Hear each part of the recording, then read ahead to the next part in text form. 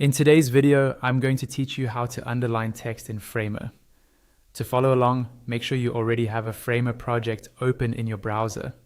You can use any project you like, a portfolio, a landing page, or even a simple test file. Once your project is open, you'll be inside the Framer editor, where you can see your canvas in the center and all your layers on the left. Start by locating the specific text layer you want to underline. You can either click it directly on the canvas or select it from the Layers panel on the left. As soon as you select the text, you'll see its properties appear on the right-hand side of the editor. This is the Properties panel, and it's where you control how your text looks and behaves. In the Properties panel, look for the section labeled Text. This area lets you adjust things like font, size, alignment, and more. On the right side of the text label, you'll see a small plus icon. This plus icon is how you add additional styling options to your text.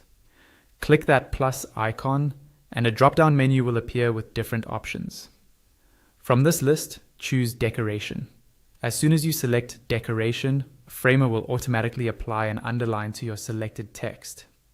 You should see the underline appear immediately on your canvas.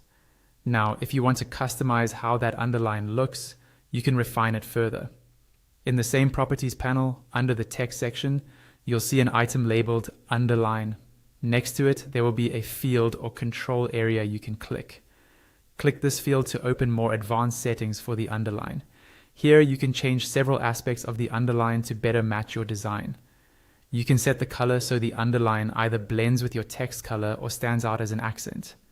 You can adjust the style, such as making it solid, dashed, or dotted, depending on the options available in your version of Framer.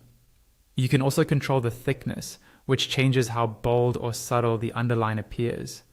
There is also an offset setting, which lets you move the underline slightly closer to or further from the text baseline, helping you fine-tune the look. Finally, there is a skip ink option, which improves how the underline interacts with the shapes of letters, especially characters with descenders like G, J, or Y, so the line doesn't awkwardly cut through them.